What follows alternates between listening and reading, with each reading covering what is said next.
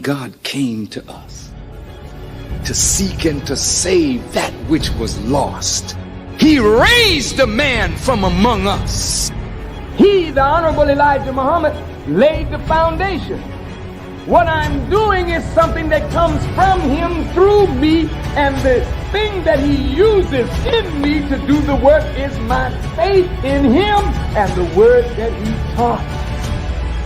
To produce men and women who wanted to clean up their life and build an independent nation for the glory of God.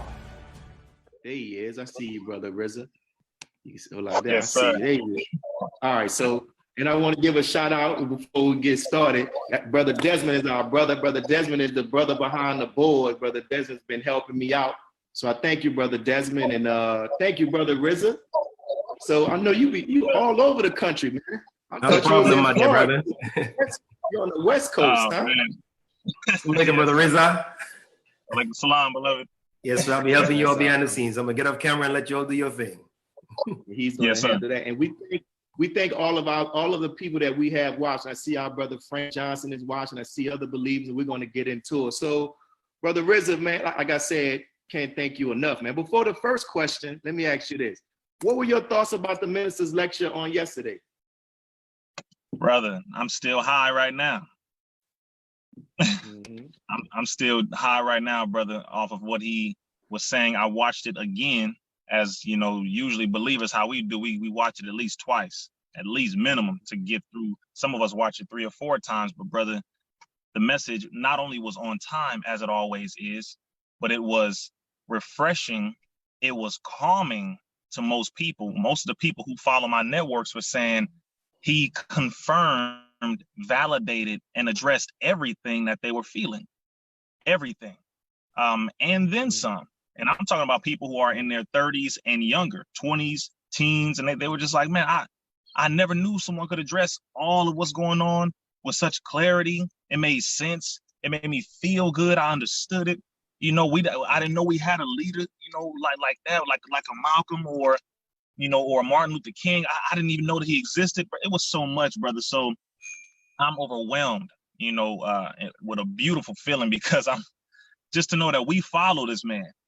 We follow the man at this time. I just, it blows my mind, brother, to read the scriptures and to see them come to life right in front of your face. It's a beautiful thing. And I like what you just said about reading the scriptures. And that's why we actually have you on here. I don't know if you had the opportunity to hear it, but the reason why we've been doing these testimonies, Brother Riz, is because, you know, the minister wrote to President George Bush, and he said that he was in a prison. He's in a prison of propaganda, false propaganda.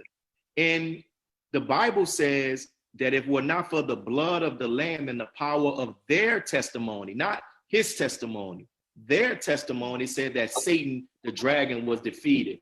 So everybody that we're bringing on is just for that purpose, because in our testimony, it helps to free the minister in the minds, in the prisons of people's minds, right? And so before this is why I went there. So we're going to get to the questions. Here's the first question. Prior to you accepting, if you could give the viewing audience a brief tidbit of your history prior to you accepting Islam. Yes, sir. Well, interestingly enough, and this is what a lot of people have recently come to realize, beloved, I was born in the Nation of Islam.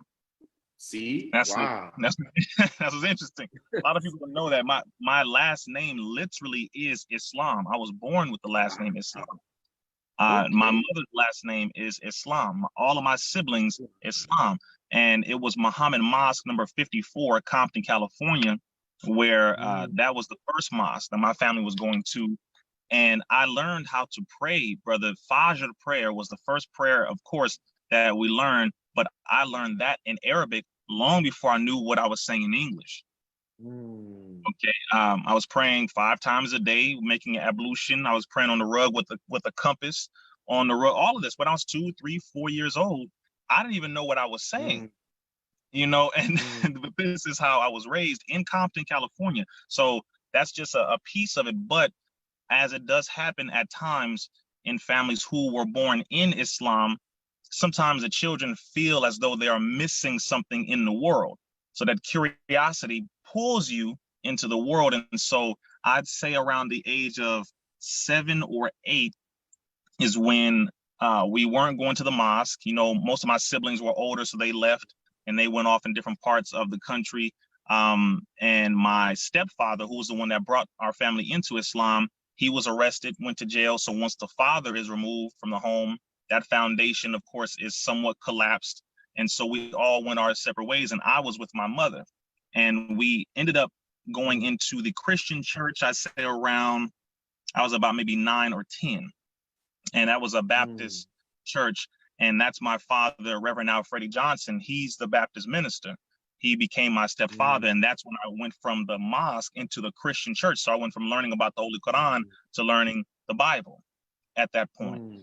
And it wasn't until about the age of 23 or 24 that it became a full circle where I came back to the mosque. And that was Muhammad Mosque number 27, got back around the brothers, the sisters, you know, the believing family, etc. So that was my process, beloved. And a lot of people didn't know that, but yes, sir. So all praise to Allah. And listen, and I'm one of those people who didn't know that, because I knew that Reverend Alfred is like being your father, and I thought, like, he's a preacher, Christian pastor. I thought that you were his son, and then when he started having contact with the nation, that's how you came in contact with the nation. But see, this is why telling our stories is so important, man. And I didn't know that. That's amazing, man. So while we're on that subject, as we mentioned, you mentioned our brother Reverend Alfred, and inshallah, one day I would like to get him on here as well. So you have witnessed the Honorable Minister Louis Farrakhan interact with people of different faith traditions, and your father being one. What have you noticed, or what have you observed as it relates to Reverend Alfredi and the Honorable Minister Louis Farrakhan's relationship that you can share with others to show the heart of the Honorable Minister Louis Farrakhan? Beautiful question, brother. I'll say this. First off, my father, Reverend Alfredi Johnson, refers to the Honorable Minister Louis Farrakhan as his father. Make this is very clear. This is a Baptist preacher, an ordained Baptist minister, grew up in the Christian church from the South. My father's from the South, Alabama, Mississippi. He's from the South. So he grew up in Christian church. And he grew up as a drummer in the church. He played sports. He went to UCLA. He played basketball. He played football. This man is far from what people would consider a Muslim, for those who don't understand what a Muslim is. And he refers to the Honorable Minister Louis Farrakhan as his spiritual father, who he, when he sees the minister, he gives the greeting of Assalamu alaikum. When he calls me, he says, Assalamu alaikum, son, how you doing? Matter of fact, he says Assalamu alaikum more than any Christian preacher that I know. More than so, because he has an understanding of the spirituality. He knows the language. So the interaction between him and the minister is nothing less than divine, nothing less than of understanding and of true knowledge and wisdom, because he learns the actual facts about the language, about Jesus. What language did he speak? What were those words that they used? What were the descriptions that they used? Were they in English? Were they in Arabic or Aramaic or Hebrew? He learns that. And just like any responsible pastor who studies the Bible, but who wants to dig deeper into the history and understand the context and the language and where it really came from, his major in college, by the way, was in history. So he learned language. He learned biblical history in context, not only from the book, but how the book applies as it pertains to the times in history and the locations and the geography as well. So he understands that superior to the English is the Arabic, that Jesus was a black man. You know, he knows what that area is in Palestine. And when he sees the minister, he knows who he is looking at. And he's told me that many times. So the interaction is pure love, it's pure understanding. And he doesn't allow anyone to badmouth the minister. He doesn't allow anyone to speak negatively about Muslims. He wears a bow tie every time he comes to the mosque. Matter of fact, he wears a bow tie to most of the events that he speaks at today, because he understands what that means. You know, so I mean, and he's, like I said, y'all, he is a Baptist. You talking about Baptist where we playing the tambourines and the piano and the drums. All right, he's one of those Christians.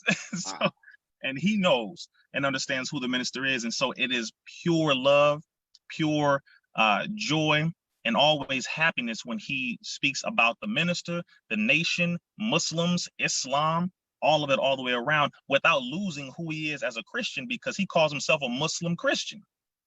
Wow. That's another thing. So yeah, brother, that was a loaded question, brother. We gonna have a lot of stuff to say. Oh, so that, man, you got more to share. Listen, this is the platform, man. Those stories, those testimonies, you know what I'm saying? Like, yes, sir. They're so powerful, brother. So don't hold back. Whatever Allah puts on your heart to do it, please do it. Now we'll go to the next question. You are a power, I'll say from my perspective, you are a powerhouse on social media, my brother. You're a powerhouse. I live here, we're in the city of New Orleans, and I know people that end up send me your videos. I'm like, yo, I know Brother Rizza, but you are touching people. You are touching people on social media. Can you explain?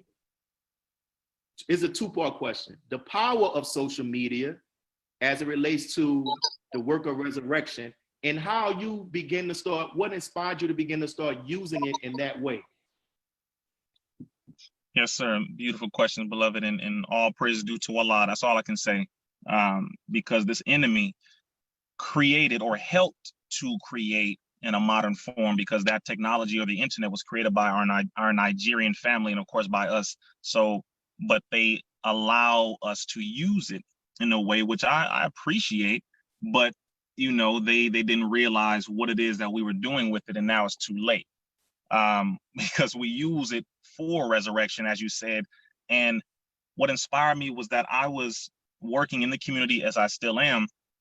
And I've been working in the community since I was about 11, 12 years old.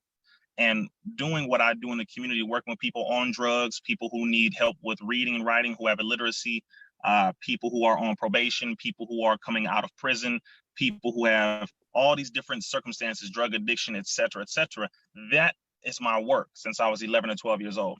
The difference is, once I got onto social media, I noticed that when you are able to take what you do in the street and put it on the net and on social media, and to see it connect with other people and it actually become effective at helping people. I never thought social media would be effective at changing people the way you change people in real life. I never thought so, which is why I kind of looked down on it after a certain point. But once I noticed that it actually does create some change, it does actually help. It actually does have a purpose. You can touch people, change people, help people, to resurrect them in stages and degrees. Once I saw the effect of it, I said, okay, well, let me see if I start talking about the teachings more. Let me see if I start talking about science and history and just breaking down things. And the Instagram type of thing that I did, which started in 2007, came from my genuine educating, which is what I was doing in schools for years. I said, how can I educate the people in my generation in 60 seconds? Because that's all they gave you back then on Instagram was 1 minute. So I said, how can I get, you know, and our attention span in this generation is so low, brother.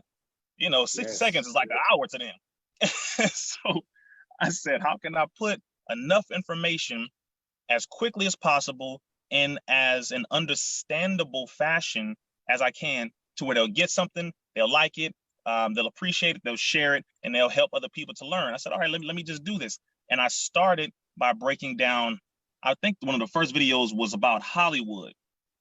And I broke down what that means, Hollywood, holly tree, what does it mean, et cetera, boom, boom, boom. When I saw the response from that, and I was wearing my bow tie, and I said, let me see if the enemy is gonna let me keep talking. And so I started going into the teachings, talking about the history, talking about all these different things and melanin, et cetera, et cetera. And I saw it catching on, and I said, wow, the people are learning. They said, well, who is Farrakhan? What's the nation about? And so I started guiding them to other videos. And I said, okay, so it is working. The people are becoming interested. They didn't know these things in this generation, is what I'm saying. Because believe it or not, beloved, they don't have everything that we have in the nation. We have virtually everything that we need handed to us. And that's what we kind of take it for granted, I would say. I did personally for a certain period of time, where we literally were given this. And when we start to parse it and delve into it, we realize we have all the knowledge, wisdom, and understanding and we have to share it. But we, again, I didn't appreciate it to its core until I realized what simply a piece of it could do for other people and was doing for other people, and resurrecting my generation at a young age. And so that is what inspired me to do it. It wasn't about money or being seen or nothing like that. I don't really care about that, but it started to take off. And I said, oh, okay, so you can become known for spreading the truth. You can become known for doing that. So I'd rather do that than do it for sports or do it for anything like that. I'd rather do it for this purpose, because this is resurrecting the dead. So that's what inspired it, brother, was doing the work in real life, offline, and seeing what it could do online and how it could actually be effective at changing the hearts and the minds of the people and helping them to create a better future for themselves. That's what really inspired it. Wow, that's something, man. That is, and brother, you are doing it, and you're doing it in a way. What I also like about what you do, brother Rizza, you do it in a way where you're a Muslim, but you still have your own personality. You still show your viewers that I like to dance, I like to have fun. You know what I'm saying? Because sometimes people see it, they think like we don't do anything like that. So I like the way you're doing that. Can you share, when was the first time you ever, like, when you actually met the Honorable Minister Louis Farrakhan? Can you share with us that experience, and what was it about, how you felt, what stood out to you?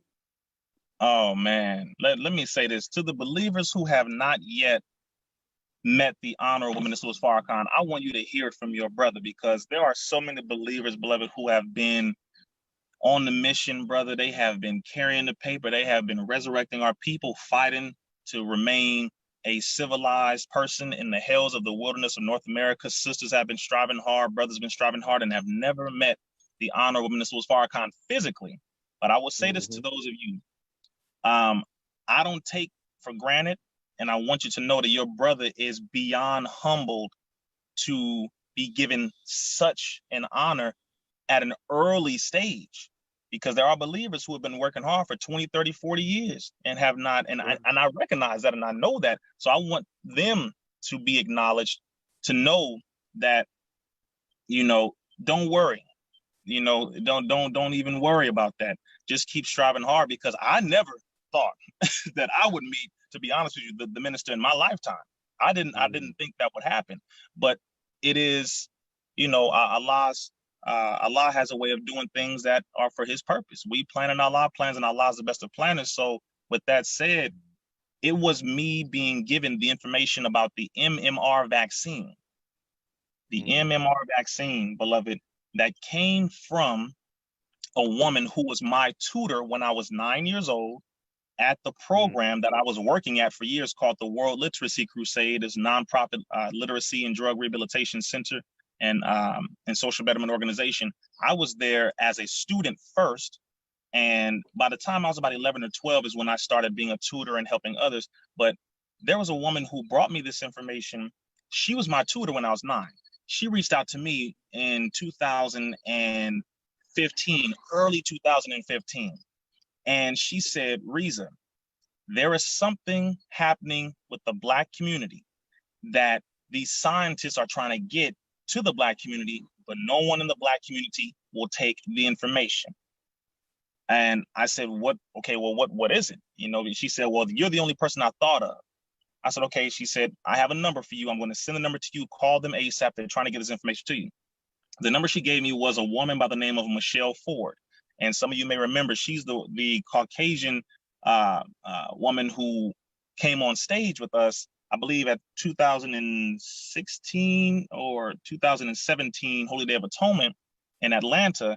And she said, I don't know you, but I was told that you're the person that can possibly get this information out in some form of newspaper, some form of article, some form of media, because none of the media wants to take it. When she explained to me about the measles, mumps, and rubella vaccine and how the CDC intentionally was injecting this vaccine into Black boys, knowing that it was giving Black boys autism at the rate of 236% more than Caucasian boys. They knew the science, they saw the results, and they continued to do it. They hid the data, they intentionally kept the data away from the public, and they would not allow anyone to expose it.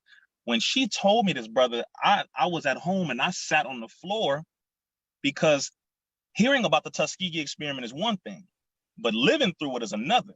And living through something this big that made the Tuskegee experiment look like a playground was horrific.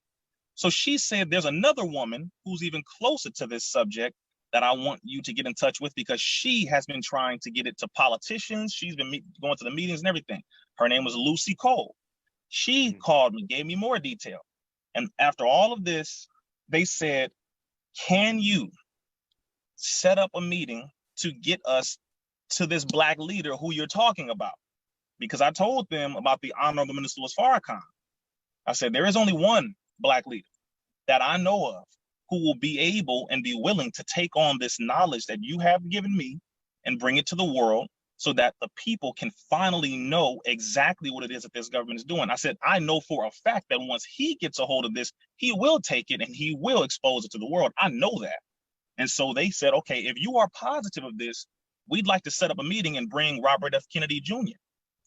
I said, okay. I got a call. I called and set up the meeting. I called them right back and said, 1 week from today, Inglewood, California, I set up a meeting. I have called Minister Abdul Malik, formerly known Minister Tony Muhammad, who is the Western Regional Representative, my minister here in Los Angeles, and Mos 27, and I let him know. And he said, brother, wherever that meeting is, just let me know. I will be there. They brought Robert F. Kennedy Jr. Of course, my minister showed up, our Western Region Representative, Dr. Brian Hooker, who was the one who was on the phone call with Dr. William Thompson, who was the senior lead scientist over the CDC's vaccine division. Dr. Brian Hooker is the one who recorded over 3 hours of the full confessional of the CDC scientist. He showed up. Christy Dane showed up, another, I think, independent researcher. Michelle Ford, one of the ombudsman general from Texas, Bishop Guillory. They all showed up, and we had a very intimate meeting where they played the audio.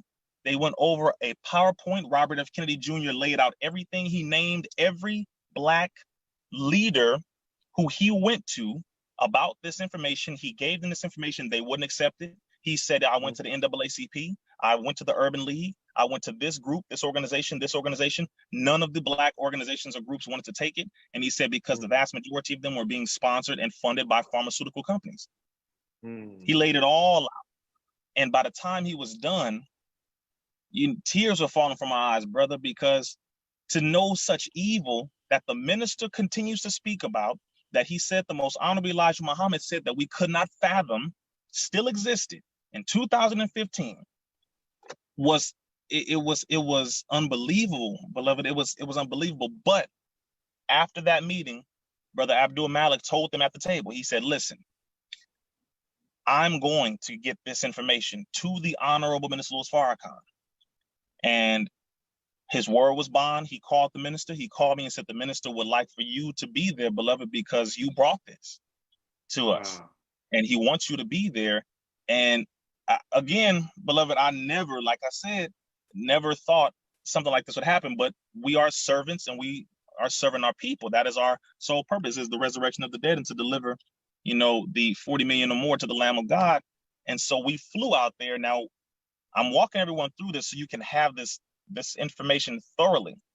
We flew out there, but on our way out there, there was a billionaire who wanted to show up, and this is public. He's in the photo and everything's public. Robert F. Kennedy showed up. The producer of the film called Trace Amounts, which was the documentary that came out before the documentary called Vaxxed. Trace Amounts was produced by someone named Eric Gladen. He was hit with a nail when he was outside doing construction, and he had to go get a tetanus shot, I believe, and that regressed his body into autism. A grown man, as a grown man. And he had to bring himself out of it through therapy for a number of years. And he started researching, and he found out the entire conspiracy of what this government has been doing through vaccines. And he created a full documentary that I recommend everyone go see, because that connects all of the money with everything dealing with vaccines. It's called Trace Amounts. He showed up. Robert F. Kennedy showed up. A billionaire by the name of Barry Siegel, Jewish man. And he wanted to be there. When we brought this information to the minister and we went to Chicago, blew my mind, beloved, because I'm just thinking, I was given this information and I'm trying to figure out where this is going because I'm nervous. You know, brother, I'm telling you, man, I was jumping out of my skin like, am I ready for this? You know, but Allah's like, listen, you submit, that's it. So we walked in and the information was given. By the time it was finished, the Honorable Minister Louis Farrakhan told Robert F. Kennedy, told that billionaire, told everyone at the table. He said, I am going to take this information and I'm going to broadcast it to the world at our 20th year anniversary of the Million Man March, Justice or Else 10-10-15. They all started crying because they said, you are the only Black leader who was willing to take this information and bring it to the people. And they could not believe it. Robert F. Kennedy said he had been trying to get this information to Black leaders for 2 years. 2 years, beloved. And in that time, they could have saved thousands of Black boys from having autism. And according to the words of Dr. William Thompson, he said, quote, if we would have admitted or revealed, pardon me, this information at least 10 years earlier, we could have prevented at least 100,000 Black boys from having autism. Wow. So, you know, that is when I first met the Honorable Minister Louis Farrakhan, beloved, and I was forever changed just simply being in his presence, you know, and if anyone sees my social media, it is a testament of that energy and the spirit that comes from him and him alone. Beloved, I can honestly say that because that fearlessness, that spirit, that God's spirit, that spirit of Caleb, that spirit of Joshua, that spirit, brother, is not something you can rub off. Hey, that don't happen. Okay, you will do great things, regardless if you want to or not, because you have been touched by the one. And so I'm thankful sincerely to Allah that I was even brought to meet the man, you know, sincerely. And it happened multiple times. But again, it was because of a horrific thing that was happening with our people.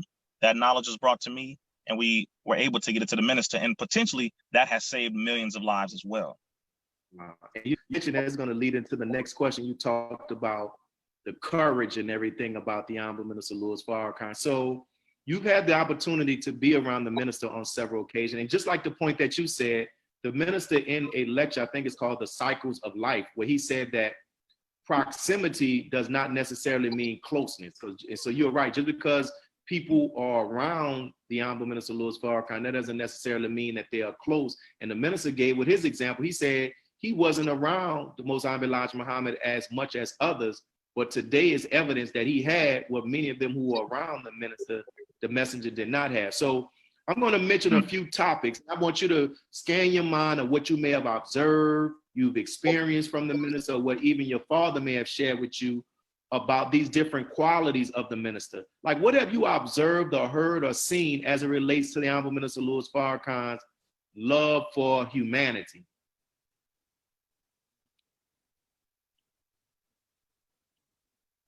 You went, wait, you went mute. Okay, there we go. Yes, sir. Gotcha. You heard the question?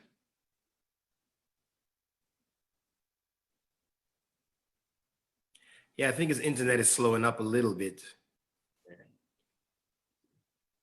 So we'll see. I'm going to put him in the waiting room and bring him back, okay? They start talking about them vaccines, and they say, well, where you coming back on? Here we go. When the day is, brother, that you can talk about. Brother Rizza, you started talking about them vaccines, man. They had to get you off of here. so as I was saying, as we get to this, like, what have you noticed about the minister's love for humanity? Yes, sir. I'll say this. Being a humanitarian, where we have to work with, you know, different members of our human family, black, brown, red, yellow, etc. The minister, brother, anyone who has anything to say about the minister when it comes to the word hate, discrimination, when it comes to any of this, doesn't know the minister and clearly hasn't been watching anything. This man is the most loving, I'll say it this way. Michelle Ford, the Caucasian woman who brought me the information, and I'm highlighting the fact that she's Caucasian because this point is very relevant. She said, this man is the unifier. She said this in front of all the believers. She said, he is the unifier. She said, he is the bringer of peace. She said, this man is going to go down in history as the one who saved humanity. Those are the words from a Caucasian woman.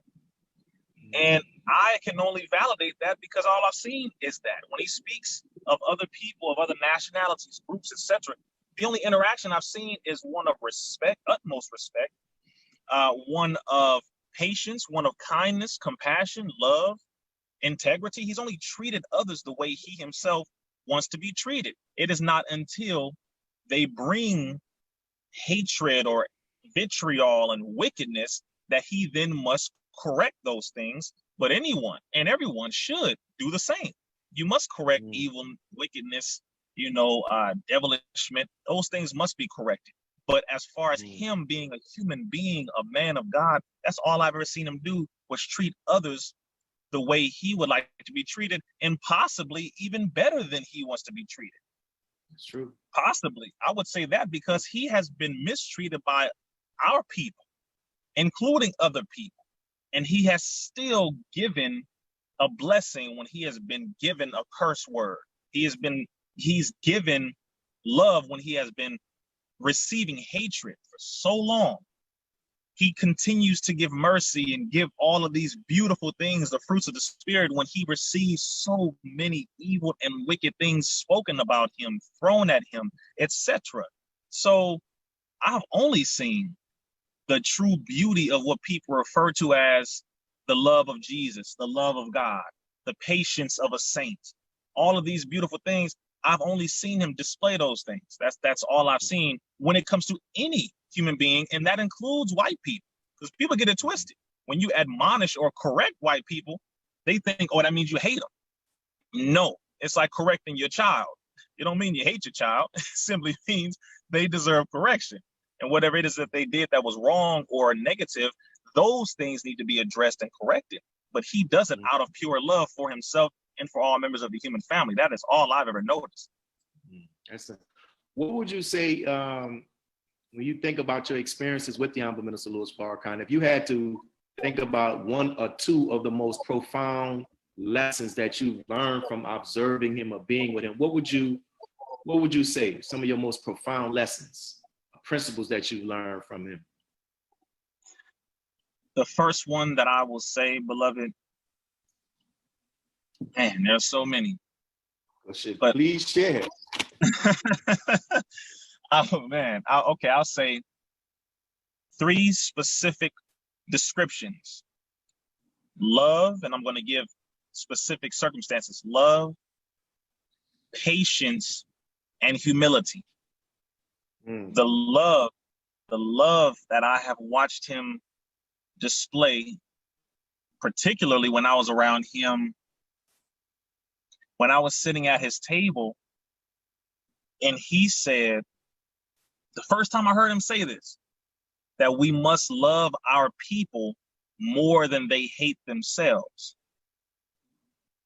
Brother, I don't know who's on here who may have worked with our brothers and sisters who have been on drugs, our brothers and sisters who are illiterate and can't read and they're in their 30s, 40s, 50s or older, our brothers and sisters who have been murderers, who have been killers, who have been abusers of themselves, of women, of our community.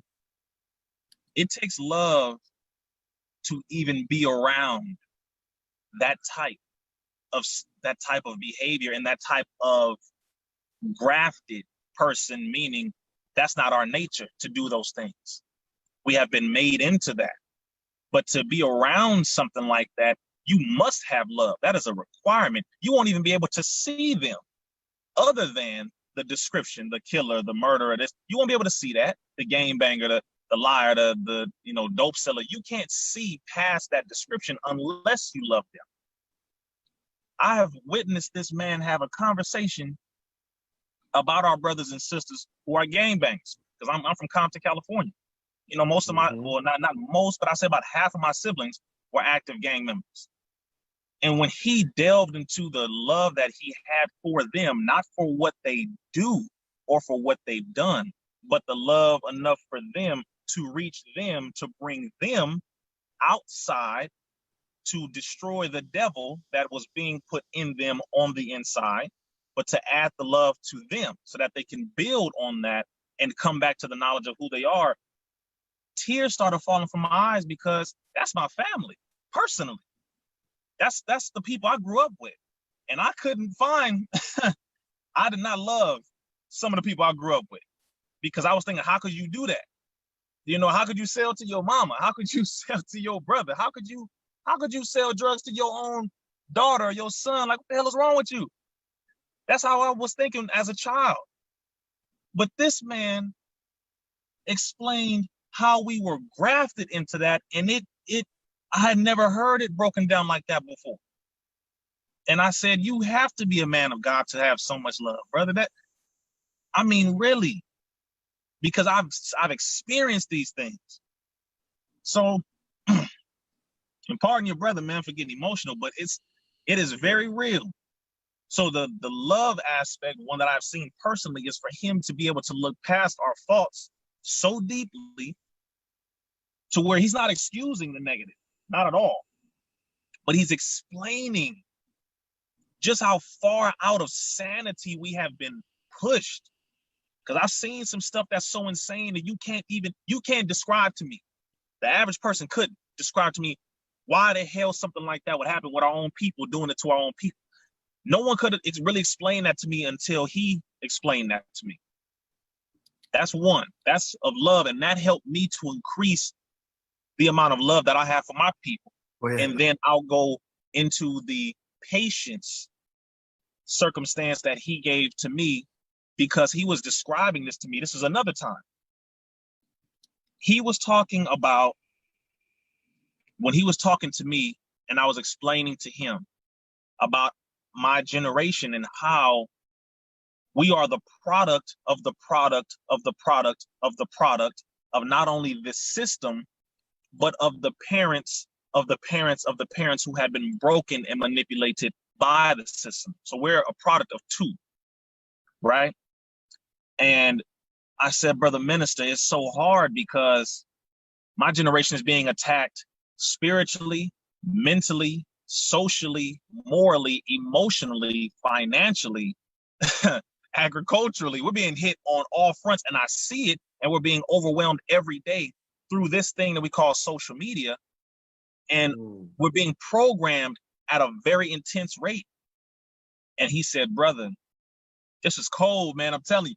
It gave me chills, because I'm like, all right, see, you got to be connected spiritually to be able to point that out. I didn't say this to him, but he felt it in my spirit from across the table. It was crazy. This is when I started shaking. I said, okay, you know what? I'm about to have my thoughts real clear here and real clean, because this man can damn near hear what you're thinking. And I'm telling you, it blew my mind. He said, brother, you have to be more patient with your generation. I was like, man, because I was very impatient. Very. I said, I don't understand, brother minister. Like, they should be able to see. He said, brother, Allah has blessed you. Like you said, brother, he said he has blessed you with certain gifts. But your generation has that potential too. You have to be patient with their growth and continue to put the love above anything else. Keep the love at the top, because that is the only way you'll be able to barrel through all of the mountains of ignorance, the mountains of anger, the mountains of issues that are befalling your generation, because we are under attack constantly. So he said that to me, and it absolutely blew my mind, and it helped me to understand more of who this man is, because he was teaching me that although the enemy has allowed you to have this platform, and I absolutely recognize that this is the enemy's platform, Allah is helping you to use it for his purpose. And he was guiding me by being patient with me when I was being impatient with my generation. So I said, man, if he can show this type of patience to me, I have no right to even attempt to be impatient with my generation when I just got here 30 years ago and he was doing this work double the time of my very existence. I don't have the right to be impatient, not even a little bit. So that was the second powerful experience directly next to him. The third, humility, is when I noticed and watched this man call out president after president after president after president, and was right and exact every single time. And he was attacked, vilified, spoken evil of, etc., etc. And he did not call down the God to do what he knows he has the power to do, but he has made demonstrations. He has called for certain things to happen, and his word was made bond, and the God made it happen. And for those of you who are listening, let's not get spooky here. You know, when you submit to the God within yourself, he says, ye are all gods, children of the Most High God, which means he also said that we made man in our image and likeness. And there are two different meanings to that in two different areas. But I would say for this side of it, the image and likeness, meaning God looks like us and we have the characteristics or the 99 attributes of Allah God. And when you submit to God more and more and more, he will help you to exercise the powers that he gave you by nature. I have witnessed the minister say something about the wheel, and I look in the sky and I see it right there. I have witnessed the minister call for rain, call for certain things to come down, and it happens. Now, this ain't nothing spooky. Again, the only reason why you would deem it to be spooky is, one, if you are programmed so heavily by the enemy, or two, you don't have enough love for yourself to realize that God has actually given you power and authority and abilities by nature that you can exercise if you submit to him. I've witnessed it. You can't call me crazy. I'm a brother from Compton. Like, let's be real. I've seen it. I've seen it multiple times. But his humility to where he does not flex on us like that. He don't flex like he can. He just does it to show who he is. But that time is coming to an end now, to where, you know, again, we're living in that time where evil and Satan is being totally exposed. So he has to do his job. But I'm saying the times where I noticed he could have done a lot more. He could have done a lot more. And he was humble and patient and merciful and all the characteristics. And I'm just like, this is the one. He is that one. So I've witnessed it, brother. His humility, and by him displaying humility, has helped me to understand exactly how humble I must be. Because again, I just got here yesterday. I'm only 30, and he has been doing this work for twice the time of my very existence, and he has been consistent. So until I get to at least 80, I ain't got the right to flex nothing other than righteousness. And even then, I gotta be careful. Sure, man.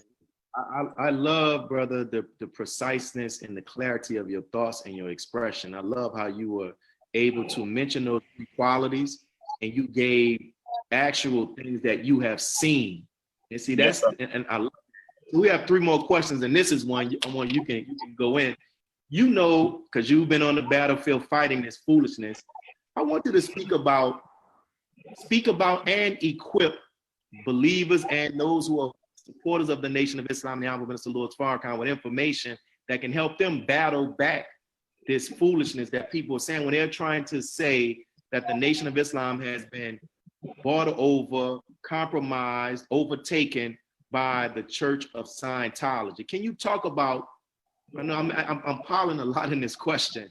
One, why the Honorable Minister Louis Farrakhan asked us to get to use Dianetics, and just address all of the BS that people are saying about the minister was paid $2 million and all of that stuff. You've heard it before. Yes, sir. Beautiful question. And for someone who is not experienced in hearing this and prepping for this and having to go through it over and over again, beloved, it would be a loaded question. But for me, this is just, it's Sunday. It's another day. Yeah. Because Go ahead. Go ahead. This is why we must study, believers. And I'll say this, not just study, but be careful of who we're listening to, because the only reason why you would buckle or you would second guess the minister or you would second guess yourself is if you actually believe what they're saying, because you don't have the actual facts, because you refuse to study and find the truth yourself. I'll say this. I've studied, because we are taught in the Nation of Islam, to learn the science and knowledge of everything, to master the science and knowledge of everything. Prophet Muhammad, peace be upon him, said, seek knowledge from cradle to grave, even if you have to go to far off China. Only a slave master will tell you to read this book only and don't read anything else. Only a slave master talks like that.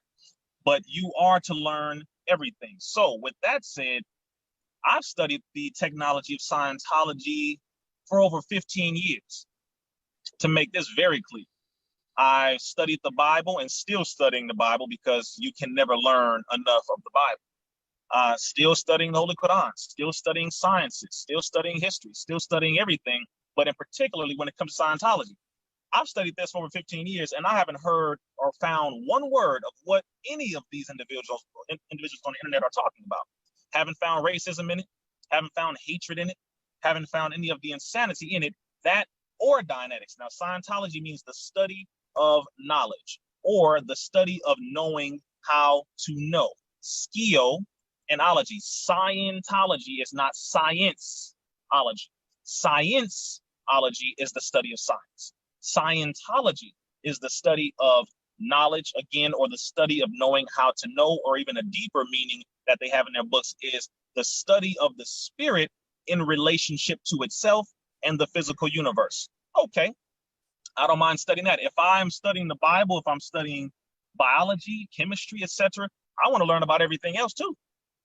So, Dianetics means the study of the mind or the study of the soul. Okay, I'm not opposed to studying the mind or the soul, especially when you're dealing with Black folks whose minds have been messed up, white folks whose minds have messed up everyone else's, and you are looking at the insanity and the mental issues that we're dealing with. We need to study the mind in multiple ways. Dianetics, the first page of Dianetics states that this is a study of over 50,000 years of thinking men, upon which Dianetics and Scientology could not be possible. The credit is theirs, not mine, end quote. That's L. Ron Hubbard. The Caucasian is younger than 7,000 years old. He hasn't been on our planet that long. L. Ron Hubbard continues to say in all of his writings, I got this from you. I learned this from the natives. I learned this from the African. This is your technology. I did not originate this. He is one of the only honest white men who has openly admitted, listen, this information I got from you, this is your stuff. I just put it in a way where the whole human family will accept it, because they're not going to accept it if it's just black this, black that, because we know how people are. He has even said in one of his books that the most evil of the Caucasians are the German and the American white man. He has delved into all this, and from my understanding, the most Honorable Elijah Muhammad has said the same in Message to the Black Man. See, am I backing up L. Ron Hubbard? No, I'm speaking the truth. If a white man speaks the truth, do you think I care if it comes from a white man? It's the truth. And the truth is the truth. We have to mature past the skin color. But Dianetics, and particularly the minister, said, I saw something. When the minister says he sees something, he's not saying just physically. He's looking in the future. He's looking in steps, spiritually, mentally, emotionally, and physically. And what he saw in Dianetics, it doesn't mean, like I said, because Dianetics wasn't originated, or the study of the mind wasn't originated by a white man. So let's be clear. Okay, let's be very clear. The way the book was composited and composed, sure, was by a white man. But the information in that book is our information. And those who know about metaphysics and ancient Kemetic science and all of the historical sciences dealing with the mind from our brothers and sisters all the way in different tribes in Africa will realize when you read that book, oh, you'll see our technology, our information, our science all up and through that thing. So I do recommend everyone get that. But the minister said that he saw something that he knows we need. People misconstrued that to say he saw something from white folks and he needs to get something from white people to validate black people. Okay. You don't say that when you're using YouTube. You don't say that when you're using Zoom. You don't say that when you're looking at your iPhone. You don't say that when you're using your Galaxy. You don't say that when you're driving your Toyota or whatever American car, your Chevy. You don't say that when you're doing anything dealing with other inventions of white people, but you say that to speculate because a man of wisdom guided his believers to something that he said and believed and was absolutely factual about. We need it. Now, just because it was composited or put in paper by a white man, I'm not going to take it. Most of y'all with college degrees went to a college that was not founded by black people, nor is it sponsored and funded by black people, but you don't complain about that. You went to nursing school. You went to medical school. Most of your teachers are white or Jewish. Come on now. Martial arts classes, and you were trained by Jewish or white folks or Asians or Arabs. You don't complain about any of these things whatsoever. The stuff you eating right now, some of you eat crackers and cheese and tuna that was brought to you by white people. You go to white restaurants and all these things. But because a man had the wisdom to say a book about the mind was important enough for me to give to my believers because I saw that it was helpful. You call him wrong for guiding the people to learn about the mind when our minds are messed up? And the man who wrote the book said that white people have messed us up? Clearly you ain't read the book. Okay, so I recommend, again, when we're listening to things, be very mindful because you must look at the person who it is that's talking. Be mindful to look at the example of those who are making these words and who are saying these things. Be mindful to look at them. Look at them. When I look at the minister, I see the example. He's 87, looking like he's in his 40s or 50s, who's retaining his knowledge. And again, he studied Dianetics. He did not sell out to Scientology. Let me just dead that point again. The minister has been offered billions upon billions. He's been offered the wealth of entire nations, from multiple Saudi Arab kings and princes to the entire wealth of Libya under Colonel Muammar Gaddafi. May Allah be pleased with our brother. He's been offered hundreds of billions, and to be very frank, to the tune of nearly trillions. If you look at the estimated value of the nations that have offered him bags of money that he told to go bring that money back, bags of gold that he said, go bring it back. We didn't come for money. We came to deliver the word of God. We came to bring our people back to the right knowledge and wisdom and understanding of who we are and to bring us back to righteousness. He's been offered wealth upon wealth that people can't even count. So to say 2 million measly little dollars, are you serious? You serious? See, that's why, again, bro, that's why the nonsense on the internet, people get a couple so-called followers on the internet, which they're not your followers, because if you had over 100,000 and you tell all of them to meet you in one location and less than 30 show up, you ain't got no followers. Just make that clear. You have the enemy system giving you this self-aggrandizing false sense of authority. I'm not no leader in the sense of I got the 450,000+ followers on my social media. No, I consider them family, or I consider them part family. Some of them are believers. A lot of them are agents. A lot of them are agent provocateurs and all these different people that I've never met and more than likely will never meet. So be mindful that when you hear people talk about Scientology, if you haven't gone in and asked questions to the Church of Scientology yourself, why are you even trying to create issues? Go talk to the white people yourself. Are you afraid of white people? Now you can't talk to them? See, that's the difference. I've studied it. And the minister didn't sell out with no 2 million. That's, again, like I said, that's I mean, man, you really must not know what you're talking about. Because 2 million ain't nothing. Just to be honest, yes. And he's turned down, like I said, billions upon billions. So the lie is really old, and people should stop circulating that. And then now, brother, for evidence of witness bearing of the minister turning down money, Brother Sharif, in his lecture that he did in Chicago, which was transcribed into a book, in the book, he talks about how when they were in, I believe it's Nigeria, when they went into the hotel, there was bags of money And the minister clearly saw that the government, whatever official was behind it, they left it there to try to compromise him. And he told the brothers around him, take that money back. So what you're saying, That's and then right. to the belief, you know, this is why also, brothers and sisters, we got to get back into our supreme wisdom. In the writings of Master Farrakhan Muhammad, listen to what he said. This comes from out of Rules of Instruction number 8. The time is right for us to reclaim our own. He's talking about our own. And listen to what he said our own is, which is knowledge, understanding, and a high civilization. So anytime you see us going anywhere acquiring knowledge, just like what Brother Rizza said, and he broke it down historically, we're not learning something from somebody else. It's ours that we are reclaiming, because we're taught that we taught them how to master the original man. Whatever they have learned, we taught them. So all we're doing now is say, listen, I loaned it to you. I'm coming back to get it. So, come on. 2 more questions and we're going to close out. A brother asked this question: what advice would you give from your research and from talking to people who are skilled in this area as these children facilities and schools are starting to be reopened? What advice would you give to parents and those who are watching, that when they are faced with the dilemma, when the school system and other places of work want them to take the vaccinations, what could be, what are some of their courses of action that they can take or we can take? Yes, sir.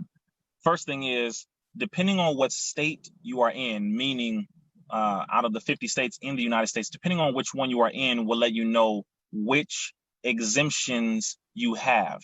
There are 3 exemptions, meaning 3 different forms or 3 different reasons that you can give the government or the school district so that your child will not be forced to take vaccinations. One of those is the medical exemption form. The other is the philosophical exemption form. The other is the religious exemption form. As of right now, California, Mississippi, and West Virginia are the only 3 states that do not have the religious. And I believe they worked on the other 2 as well. But for the other 47 states, they, for the vast majority, have all 3. So you'll have to look at whichever one of those is your reasoning, that you will be able to fill out the form, go to the Department of Health, pick that up. If it's not at the Department of Health, because some governments are a little tricky, they'll have it there, or they'll have it at the hospital or the clinic where you go, and you let the doctor or your nurse know that my child is exempt from these vaccinations on the basis of my religious belief or on the basis of our medical practices, because the vaccine has mercury in it, and you can let them know that it has mercury and that is very damaging. Or if you're a Muslim, the flu vaccine and other vaccines has porcine gelatin in it, which is extracted from the pig. And you can let them know the flu vaccine has porcine gelatin, or it has pork in it. And pork, that is against my religious belief. You can use the Bible in the book of, I believe, Leviticus. You can go into that, or you can use the Holy Quran if you're a Muslim, and you can delve into the multiple scriptures talking about how pork, even for us to touch the carcass of the pig, is against our religious belief. So they won't have an argument there. If you are a vegan, you can let them know that in the flu vaccine, it contains MDCK, maiden Darby canine kidney cell proteins, and that is an animal product, an animal derivative product. So if you're a vegan, you can say, on the basis of my medical, because it has this in it. And you can print this out. This is all on the CDC website on the ingredient list. You go down to the exact vaccine that they're saying, you click on the ingredients, you scroll through the ingredients, and you find the one that you absolutely say you do not agree with, and you can't let that be injected into your child. And then you present that to them so that you can get your exemption form. Or, of course, lastly, the philosophical belief, which you can just give them the reasoning as to why you feel it is against your way of living, your culture, etc. So there are many different ways you can do that, but those are the 3 exemption forms you want to use. If you need to get an attorney or a lawyer to also help you with that, I recommend you do that as well. But those are the easiest things to do, but they're forcing it, brother, to the parents. Don't crack under the pressure, because the school districts are highly ignorant. Most of the teachers are ignorant. Most of the doctors and nurses are ignorant. They really don't know the science of vaccines because they were never taught this in their colleges, believe it or not. in medical school, they are not taught about vaccines. They're not. They have 3 classes or 3 courses of studies that somewhat get around to talking a little about vaccines, and that is a course in immunology, microbiology, and pathology. They don't have an exact study going over vaccines alone. And because of that, they are strategically being made ignorant so that when they get to the point where they receive their degree, they take the Hippocratic Oath, etc., they then have to just push what the CDC says. And so they're given pamphlets from the CDC. So when parents ask questions, they are given a pamphlet by the doctor and they'll say, here's everything, vaccines are safe. If you look right here, it says all the studies are connected and say no connection to autism and vaccines has been found, etc. Just lies upon lies. But I'll give something else really quick, beloved, for parents to research. There is, first thing, if the doctor or anyone tells you about your child getting vaccines and they're in the medical field, number one, ask them the informed consent. Ask for informed consent, which means they must give you all of the benefits to taking vaccines as well as the detriments. They must give you all the good and all the bad. They also must give you all of the alternatives to the medical model, the Western model, which is injecting you. If they can't give you that, then that is not informed consent. They must tell you about all the things that the Western medicine does, and then they must give you alternatives, which are naturopathic remedies. They must give you the herbalist way of doing things. They must give you they go down to chiropractic, naturopathic, all of that. That's full informed consent. If they don't give you all of those different things, they have not given you informed consent. They have given you a lie based off of what the CDC has been pushing and has been pressuring them to give you. And that is not how you practice medicine. Lastly, if they try to kick you out for you questioning them, that is called paternalism. And that is something that they learn in medical school that they are not supposed to do, which is to kick a patient out simply for refusing to accept a certain type of protocol or a certain solution that they give you, rather than simply giving you all of the information that you need to be given as a parent. So get your exemption forms, watch the film Vaxxed, watch the film Trace Amounts, and get a book called Miller's 400, also known as Miller's Review, which goes over at least 400 studies connecting vaccines to autism so that you will never have to go through that lie ever again. Rizza, bro, you about to get I'm about to give you the name Rizza Facts Islam. Rizza becomes Praise be to Allah. So is there any, I know I only had a certain amount of questions, but is there any question that I may have not asked, or any information that you may have wanted to share about this as it relates to testifying about the minister that I didn't ask that you want to share at this moment before we get ready to close? I'll say this. For anyone who believes the minister has no influence at this time, and I'm just saying it because for those of us to hear that, we look at that as blasphemy. Like, are you serious? But there are some who think that this generation ain't listening. Let me make this very clear to y'all. I have some of the biggest so-called celebrities, artists, rappers, etc., who call me personally, who message me personally, who get advice from me personally. After the minister's address yesterday, tons of them messaged me, called me, texted me, and said, brother, he made me feel better than I have ever felt in my life. Or, brother, Rizza, so many lies I've heard about this man. So many lies I've heard about this man. But what I heard was nothing like what I have been told about this man. He has given me all of what I needed, far more than what I thought I needed. I received answers to questions I didn't even know I had. He brought clarity to everything, from the thing happening with George Floyd to the coronavirus, to us as a people, to me being a Muslim or me being Jewish or me being a Christian. It makes me love my people more. I love myself more. I love my religious belief or my spirituality. I'm able to connect with my brothers and sisters more. And I cannot believe that it only took one message from this man, who I was told is a hater, who I was told was anti-Semitic, who I was told was anti-gay, who I was told was anti-black even, who I was told was anti-Arab, who I was told was all these damn lies. He killed Malcolm. He did all that. I was told all this. And everything that man said yesterday not only was the truth, but it helped to transform me. I got calls from Hebrew Israelites yesterday. I got messages from the Moorish Science Temple yesterday. I got messages from multiple Christians yesterday, some Arabs yesterday, some white folk yesterday. All of them saying this. And I'm like, I don't know what y'all thinking, but people who are in their teens, 20s, and 30s who are celebrities and artists, if you saw DC Young Fly talking about it, who's a major comedian right now, wilding out and all that, he was like, I don't know what y'all talking about. Minister the truth, Farrakhan the truth, power to the nation of Islam. I'm with it. That's it. He said, I'm gonna watch it again. Like, he's like, look, I'm watching it twice because of everything I heard. Him, all of them. So I want y'all to understand that. And when you see your brother Rizza Islam, don't ever get it twisted. I know who I belong to. Understand this. Don't let nobody talk and do all this nonsense here. No, we are from Farrakhan. I'm an FOI soldier in the Nation of Islam, period. Not above no authority, not above the structure. Because the only reason why I'm able to be where I am and how I am is because of the structure and because of the example of the Honorable Minister Louis Farrakhan, because of the supreme wisdom, because of the restrictive laws, because of our general orders, which has kept me alive personally.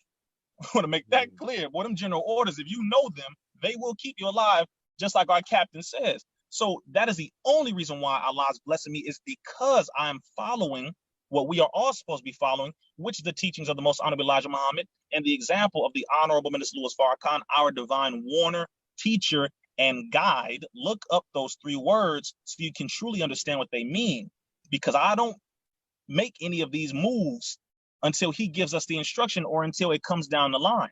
I've stepped out before and thought I was doing something right out of ignorance, and it wasn't correct. And I've been corrected and have been able to back up and admit the correction, admit my wrong, and say, you know what, that was wrong. Let me fall under this area, see where it is, and dress up, cover down, and step back in the right direction. And we need to understand this man is being followed by far more than you can imagine. Come on now. White people, Jewish people, Muslims, Christians, black, white, red, and yellow, all follow him. I want to make it clear. So I just wanted to lay that on the table, beloved, so that everyone can understand. Do not get it twisted. You are in the right place. To be able to call yourself an FY and MGT is above calling yourself, and no shot at our brothers and sisters, but even they bear witness. It's above being able to call yourself a superstar, a celebrity, NFL this, NFL that, an actress this, international. None of it means anything anymore, because man of God is above all of that. Man or woman of God is above that. And really, frankly, the term Muslim, meaning one who submits his or her will to do the will of God, is above all other terms. And that is something that we are able to bear witness of today. So be proud to be an FOI and MGT, because the whole world is now looking at us to set the example for them.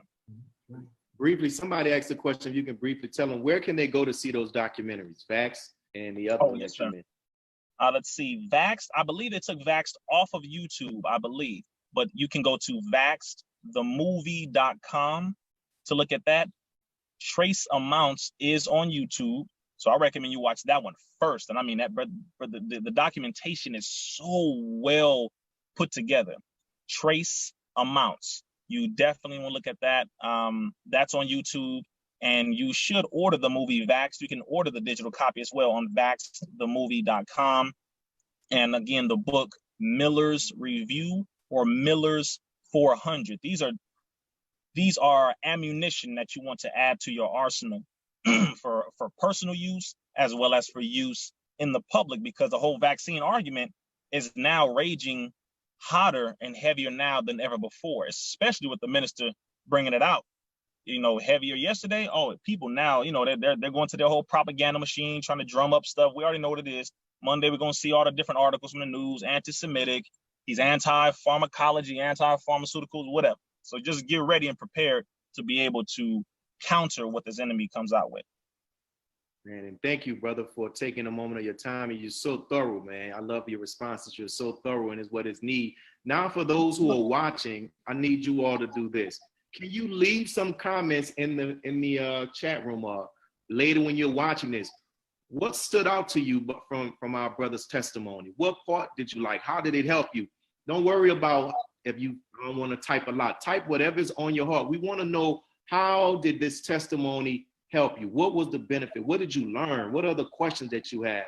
And we thank you, Brother Rizza. And I got to give a shout out to our brother Desmond. we thank you too for Brother Desmond was pulling up the picture showing you what the Honorable Minister Louis Farrakhan. He was thanking to Allah. Thank you, beloved. Yes, sir. You will. Man, thank you.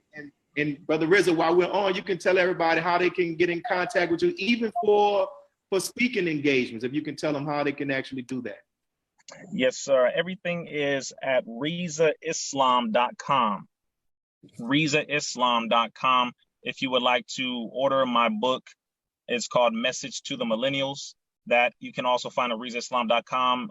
My booking form is at RizzaIslam.com. I'd be honored to serve in whatever capacity for me to speak, or as our brother, Brother Student Minister Willie did here, which, you said I'm thorough, brother. No, brother, you are the reference wizard, brother. You go straight to the references on each point, and that's what I'm talking about. So I'm doing my best to keep up with you. So that's how you can find me. And again, also anywhere on social media, everything is under Rizza Islam. So I'm truly humbled. I'm honored, beloved, to even be on this platform with you. To our family out in New Orleans, I can't wait to get out there and soldier with you. Inshallah soon. Sure. Oh yeah, man. We got to shake it up one time. Definitely. And again, I'm just thankful to Allah, beloved. I'm thankful to be an FOI. I'm thankful to be under these teachings in this dispensation of time, in this part of history, to say that I truly believe that we are on the right side of history, brother. So I just thank Allah. And what we'll do, I'll get a screenshot of your book and I'll post it on our social media and also post it on our page and encourage everybody to actually get on to actually watch it, man. We thank you, brother, for the work that you're doing, because now this is me saying this. In our lessons, when it talks about right down to the modern times, there ain't no mystery, God. That's people who are going to fulfill that. And I think yourself, brother Ben, our sister from Denver, her name escapes me right now. Oh, I just saw our sister from Latasha Muhammad. Sister Latasha, but not Sister Latasha. Also, there's another sister, Sister Vicky. Sister Vicky, all of the believers, like, listen, all of us who are using this modern technology, we are helping to fulfill that. Like when the minister mentioned about Chelsea Handling, what she did, I was telling somebody a lot of times we can't be so hard on the believers and we're not getting the word out. With this social media, it's believers posting about Minister Farrakhan. And I bet you if we were able to track, that's how Chelsea Handler found that video. A believer put that on. That's so right. Keep using this social media. Thank you, brother. Thank you. Keep doing whatever I can do to help you. We're here, and we definitely have to get you here in the city, inshallah, when it happens. So as we get ready to close, just want to go through these announcements again. So listen, as we're talking about social media, for those who just came on our page, Mars 46, YouTube, Mars 46 AV, we have playlists. If you don't know how to defend the minister about the charges of anti-Semitism, we have very short clips where the minister can defend himself. So subscribe to our YouTube page and you can see this, you can have access to this. And we're working on now building one to refute the stuff dealing with about we kill Malcolm. So we're not playing, we're coming, the minister said throw a rock at Satan, we're throwing a rock at Satan, but we're coming with his words that we don't need to rely on the media anymore. And inshallah, if you need somebody to pray for you and your family, you can get the information here, definitely send it.